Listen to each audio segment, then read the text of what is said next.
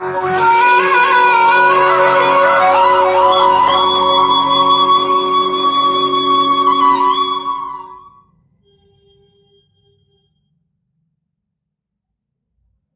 भावन भूतेश्वर मेरा उघड़दानी त्रिकालदर्शी कैलाशी अविनाशी मेरा शंकर, जिनकी पुनीत पावन शिव महापुराण की कथा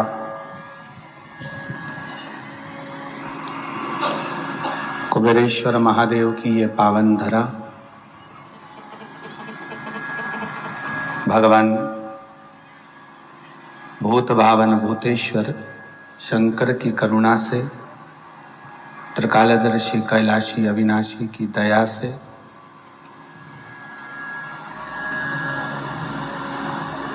श्रद्धा टीवी चैनल के माध्यम से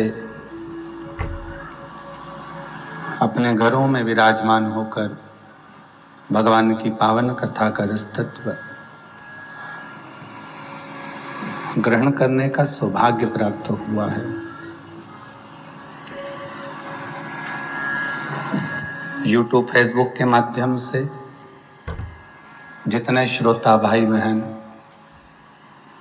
इस पावन शिव महापुराण की कथा का रसतत्व ग्रहण कर रहे हैं, उन सभी को कोटि कोटि साधुवाद। कथा के मुख्य यजमान मनोरथी श्री प्रवीण जी पारासर, श्रीमती हेमलता जी पारासर, आप फरीदाबाद हरियाणा के निवासी हैं, जो यहाँ पर भगवान शिव की ही कृपा से, पूर्वजों के आशीर्वाद से ये पावन शिव महापुराण की कथा को करवा रहे हैं। फरीदाबाद हरियाणा से आकर भगवान की पावन कथा करवाना और शंकर के पावन चरणारविंद का रस तत्व ग्रहण करना, ये शिव की ही कृपा से हो सकता है। तेरी कृपा बिना न हिले एक भी अणु, लेते हैं श्वास तेरी कृपा से तनु तनु। अगर जीवन में थोड़ा सा भी सुख मिल रहा है तो उस परमात्मा की कृपा से ही मिल रहा है, और यदि जीवन में थोड़ा सा दुख का भान भी हो रहा है तो ये परमात्मा की ही कृपा है। कल एक कथा कही थी जो शिवरी नारायण में कही थी कि पक्षी को ये सिखा दिया गया कि हर चीज में भगवान का धन्यवाद दो। दुख मिले तो भी धन्यवाद दीजिए और सुख मिले तो भी धन्यवाद दीजिए।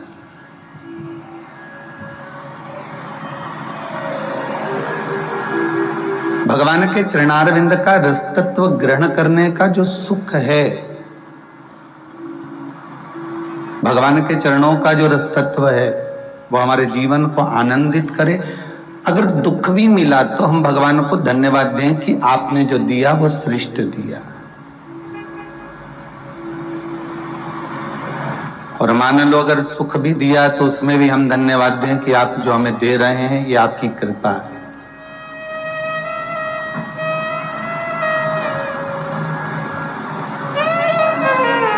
समस्या बहुत बड़ी है, मान लो दुख बहुत बड़ा है और समस्या बहुत बड़ी है, तो भी हमें हारना नहीं है।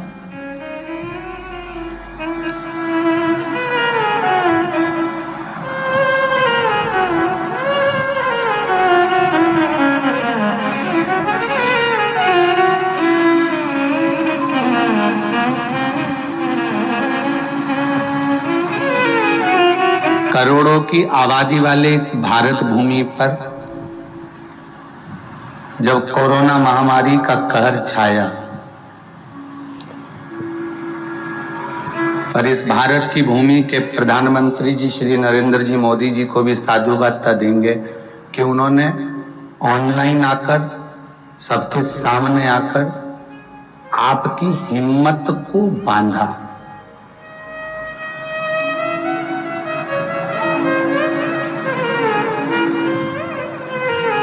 और ऐसी हिम्मत इस राष्ट्र की बांधी, इस भारत की भूमि की बांधी कि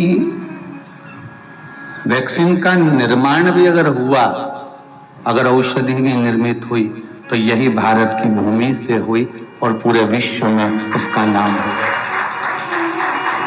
हारना नहीं है।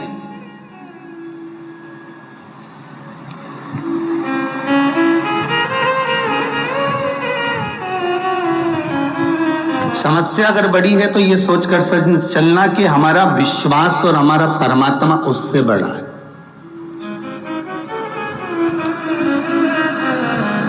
फिर वही वाली बात आ गई जो पहले कही थी, ऐसा कोई व्यक्ति नहीं जिसको समस्या नहीं, और ऐसी कोई समस्या नहीं जिसका कोई हल नहीं।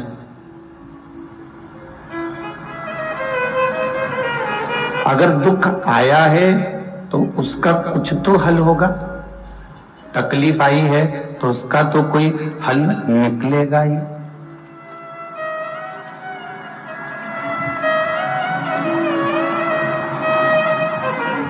आज एक माता जी मिल रही थी, जब हम भोजन भंडारे कक्ष को देखने गए थे तो कह रही थी, गुरुजी कैंसर हो गया था, अब बाबा ने अच्छा रख दिया है।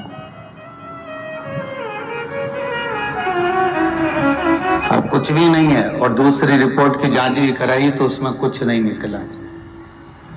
अर्थात आपका विश्वास तो है ना भगवान पर, और अगर उस परमात्मा पर भरोसा है, उस परमात्मा पर विश्वास है तो बाल मां का नहीं हो सकता।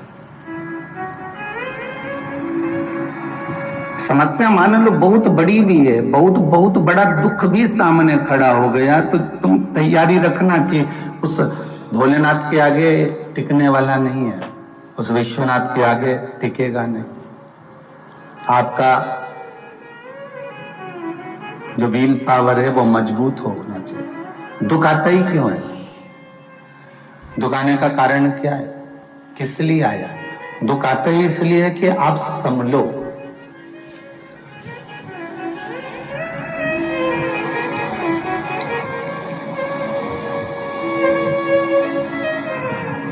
बच्चा जब गिरता है, माता जानती है कि अगर थोड़ा सा गिरेगा तो चलना भी सीखेगा।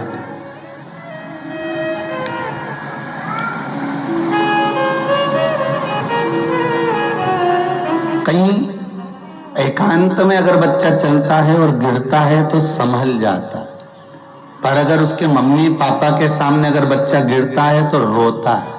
क्यों? क्योंकि मेरे मम्मी पापा मुझे उठाएं और हृदय से लगाएं। ये मेरे माँ बाप, ये मेरे माता पिता मुझे हृदय से लगाएं, इसलिए बच्चा रोता। अकेले में गिर जाता, रोड जाता, झाड़ झोड़ के नहीं गिर जाए, फिर उसको कोई दिक्कत नहीं।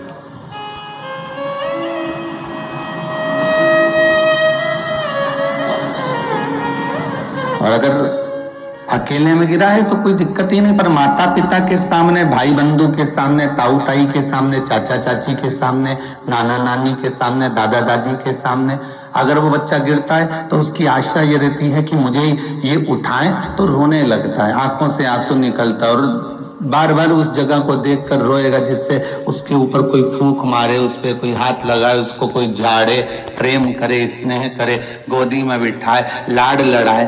तो उसी तरह भगवान दुख क्यों देता है? भगवान भी चाहता है कि मैं इसका पिता हूं, मैं इसका बुजुर्ग हूं, ये मेरे पास में आए और मुझसे कहे और मैं इसको फिर गोदी में बिठाऊं, मैं इसको अपने पास रखूं, मैं अपने करीब में इसको रखूं,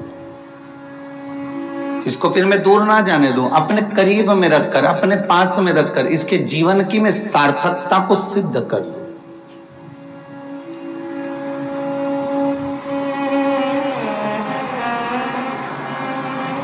खाली दाल को उकाल लो, उसमें नमक मत डालना, ना मिर्ची डालना, ना उसमें बघार लगाना, केवल दाल उबली हुई बिना नमक मिर्ची की, ना हल्दी, ना कुछ भी नहीं, मिर्ची नहीं, नमक नहीं, पुदीना नहीं, हरा धना नहीं, कुछ भी नहीं, बस उकाली और तुम उसको रोटी खा लो। और रोटी में भी कुछ नहीं होना चाहिए, नमक नहीं, कुछ भी नहीं, बस ऐसे खा लो। अच्छी लगेगी क्या? नहीं, स्वाद नहीं आएगा। दाल में, एक भगोना दाल में इतना सा बघार स्वाद ला देता है। कितना सा बघार? इतना सा बघार स्वाद ला देता है। उसी तरह हमारे बचपन, जवानी, अधेड़ी और बुढ़ापा, ये संपूर्ण जीवन के समय में मात्र 3 घंटे की शिव महापुराण आनंद ला देती है। मात्र 2-2.5 घंटे की ये शंकर की कथा हमारे जीवन को सार्थक बना देती है। जीवन में स्वाद लाने का अगर कोई काम कर सकता है, इस जीवन को स्वादिष्ट अगर बना सकता है, तो वो शंकर ही बना सकता।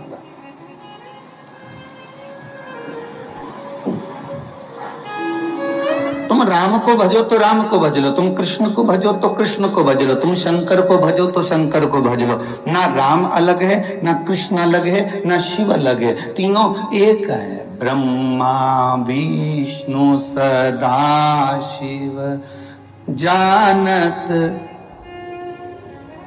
अर्थात जो बुद्धि से विहीन है वो भेद समझेंगे कि ये ब्रह्मा अलग है, विष्णु अलग है, ये शंकर अलग है। पर अगर कोई बुद्धि से प्रबल है तो वो समझ जाएगा ये तीनों एक।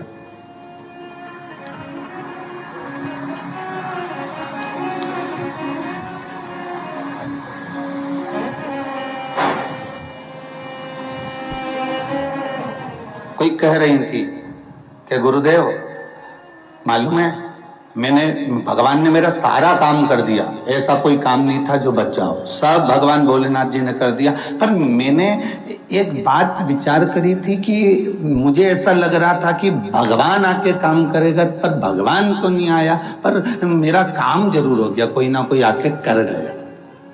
ठीक है, आपको एक कथा में कहा था क्या भगवान आएगा तुम्हारे सामने? नहीं आएगा। अगर शंकर जटा धर कर आ जाए, गले में मनाक पहन कर आ जाए, जटा जूट बांध कर आ जाए और खूब बढ़िया त्रिशूल और डमरू लेकर वो तुम्हारी गलियों में घूमता हुआ शोर मचाता मचाता आ जाए, तो तुम उससे क्या पहचानोगे? यशोदा जी के दरवाजे पर भगवान पहुंच गए, यशोदा जी ने पहचाना क्या?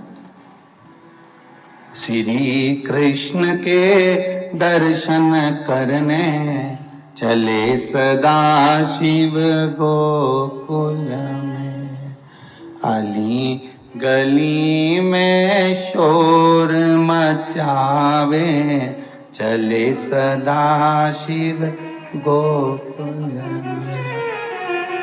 यशोदा रानी से जाकर कहा कि मैं भगवान का दर्शन करना चाहता हूं, मुझे दर्शन करा दो। कौन कराए? जटा बंधी हुई है, गले में सांप पड़ा हुआ है, भस्मी रमी हुई है, ऐसे को कोई अपना पुत्र दे सकता है? नहीं। आखिरी में जब शंकर जी ने देख लिया कि ये मुझे देने वाली नहीं है, तब शंकर जी ने दूसरे ब्राह्मण का रूप रख लिया और ज्योतिषाचार्य बनकर यमुना जी के घाट पर जब हाथ देखने के लिए बैठ गए, तब यशोदा जी खुद बेटे को लेकर आ गई और भगवान की गोद में दे दिया। भगवान उस जिनसे समझ गए कि कली काल में, संसार में, मृत्यु लोक में अगर किसी से मिलने जाना है तो रूप बदल कर जाना। तो तुम ये अंदाजे में मत रहना कि शंकर जी आएंगे और काम कर कर जाएंगे। शंकर जी किसी को भेज देंगे और काम हो जाएगा। एक कितनी सुंदर कथा है। एक ब्राह्मण था और उसकी धर्म पत्नी। ब्राह्मण बड़ा सत्कर्मी था, भगवत भजन करने वाला, स्मरण करने वाला, नाम जाप करने वाला। उसकी पत्नी भी थी अच्छी, भले मंदिर नहीं जाती थी, भले पूजन नहीं करती थी, पर पति को देखकर बड़ी खुश होती थी, क्योंकि वो अगरबत्ती भी लगाते, दिया बत्ती भी करते, भजन भी करते, कीर्तन भी करते। वो मंदिर नहीं जाती हो, वो कभी अगरबत्ती लगाने नहीं जाती, वो दिया भी नहीं लगाती, घर में तुलसी को भी पानी नहीं डालती, पर वो खुश बड़ी होती कि मेरा पति तो कर रहा है ना, बहुत है। बस वो दिन भर आराम से अपनी, हो सकता है दिन भर व्हाट्सएप चलाती होगी, वो फुल एंजॉयमेंट में अपना जीवन निकालती, फुल आनंद में, आनंद मस्ती में अपने जीवन को जी। उसको कोई मतलब नहीं कि क्या हो रहा, पर पति से एक शब्द नहीं कहती थी कि तुम ये तकलीफ है, वो तो मस्त रहते। पंडित जी जाते, पूजन पाठ करते मंदिर की, जो दक्षिणा मिलती उससे अपना घर चलाते।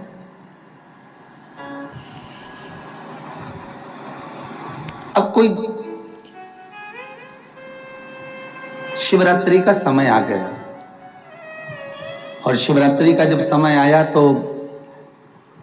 शिवरात्रि के पहले 2-3 महीने पहले से मंदिर में भीड़ कम आने लगी।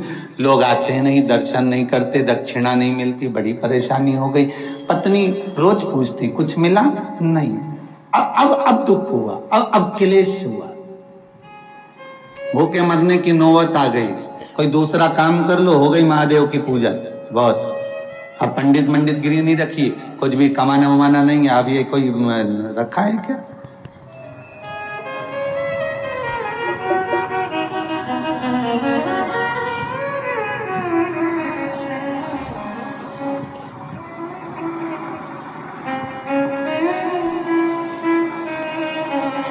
अब दुख है। कह तो दिया पत्नी ने कि अभी अब पंडिताई छोड़ दो और कोई नौकरी वोकरी कर लो, कोई जॉब मॉब कर लो।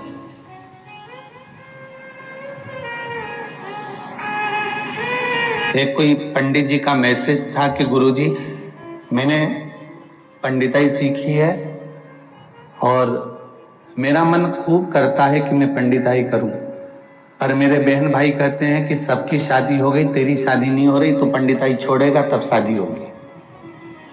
पंडित को कोई छोरी देने को तैयार नहीं। क्या करता है?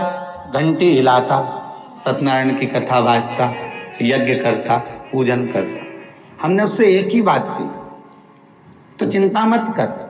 अगर तू सच्चे मन से भगवान की सेवा कर रहा है, दक्षिणा मिल रही है नहीं मिल रही है, 100 रुपए मिले, 50 रुपए मिले, रात भर एक वो महिला संगीत में डांस करने के लिए कुछ लोग आते हैं, कुछ वेटर काम करने आते हैं, तैयार होकर थोड़ी घंटा 2 घंटा 3 घंटा भोजन सर्व करते हैं, परोसते हैं। उनको लोग 1,500 2-2 हजार रुपए दे देते हैं और पंडित रात भर बैठ कर शादी कराता है, उसको 500 रुपए मिल पाता। पूरी रात बैठा सो।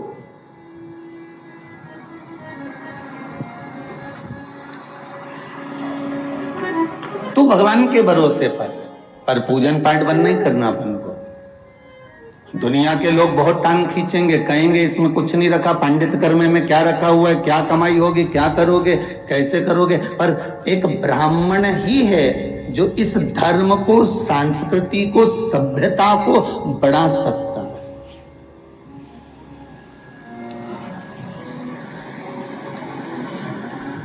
तो छोड़ना नहीं। महाराज उसने भी प्रण कर लिया कि अब देखेंगे, जो होगा देखा जाएगा, ब्याह होए तो ठीक, नहीं होए तो ठीक।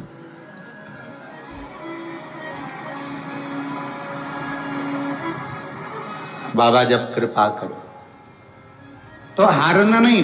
धर्म पत्नी कह रही है अपने पति से कि तुम अब ये पंडिताई छोड़ दो और तुम जल्दी से कोई कमाओ के लाओ तो थोड़ा बहुत घर भर का गुजारा चले। भूखे मरने की नौबत आ गई। 3 महीने से कुछ नहीं लाए हो, बड़े आफत में फंसे हुए हैं। शिवरात्रि का समय आ गया। भगवान देवाधिदेव महादेव माता पार्वती के साथ भ्रमण के लिए निकले। शाम का समय था। ये मंदिर जा रहा था। आज शिवरात्रि है। शिव जी निकल कर जा रहे थे तो माता पार्वती ने कहा, ये आपका भगत हमेशा शिवरात्रि पे बड़ा खुश दिखता था, ये पहली शिवरात्रि ऐसी आई है जो इसके चेहरे पर खुशी नहीं है।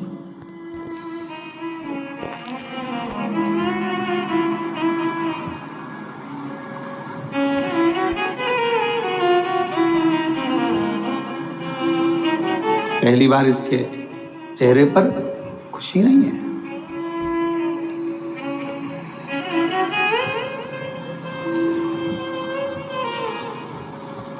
पार्वती जी कह रही हैं कि पूछो तो सर, आखिर बात क्या। भगवान शंकर बोले, पार्वती जीवन सुख का चलते चलते अगर जिंदगी में थोड़ा सा दुख आ भी जाए तो समझ लेना ये पूर्व के कर्म का भोग अब भोगने का क्रम चालू हुआ है। सुख के दिन मालूम नहीं पड़ते और दुख के दिन कटते नहीं हैं।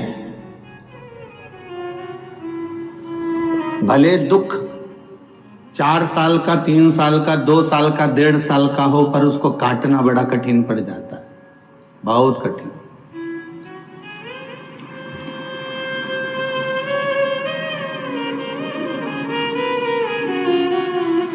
आप पूछो तो अब इसको दुख काटना पड़ेगा, थोड़ा सा रुक तो। पार्वती जी कहती आप कालों के काल हो, महाकाल हो, क्या दुख नहीं काट सकते? महाराज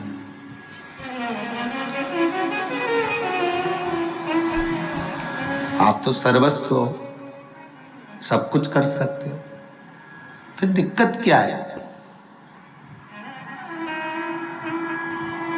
महाराज मेरा भोला उज्जैन को काल, गौरा मैया महाकाली,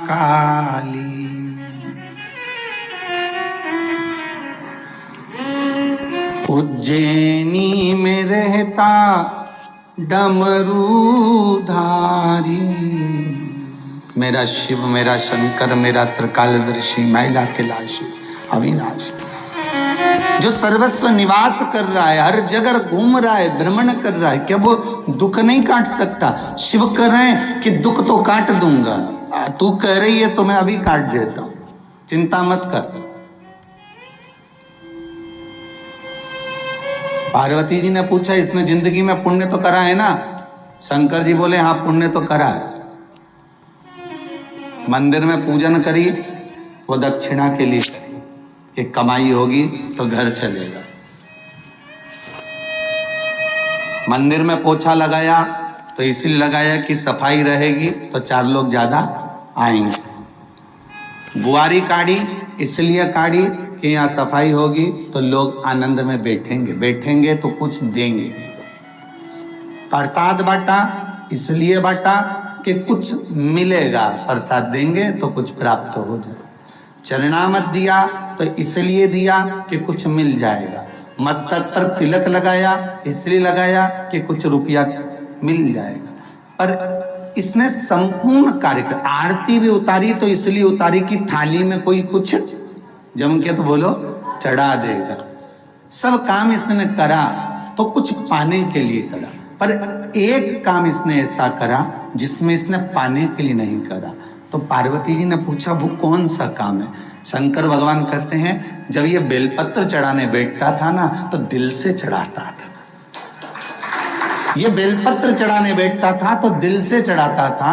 बेलपत्र चढ़ाते समय इसके मन में कुछ मांगने का भाव नहीं आता था। शंकर भगवान कहते हैं इसने अपने जीवन में जितनी बेलपत्र चढ़ाई होगी उतनी बेलपत्र के बराबर इसको धन प्रदान करना अब मेरा काम है। अब मैं संपदा दूंगा, अब मैं संपदा प्रदान करूंगा। अब शंकर और पार्वती की बात एक बनिया ने सुन ली जो कहीं सामान लेकर जा रहा था। खूब सारा पैसा देला उसके पास में, और उसने शिव और पार्वती की बात उस जंगल में सुन ली कि इसको जितनी बेलपत्र इसने चढ़ाई है और चढ़ाई हुई बेलपत्र पंडित जी के घर पे रखी है ठंडी करने के लिए, विसर्जन करने के लिए। वो बेलपत्र जितनी होगी उतना ही इसको धन मिलेगा। अब बनिया ने सोचा क्यों ना सारी बेलपत्र मैं ले आऊं तो उतनी बेलपत्र का धन मुझे मिल जाए।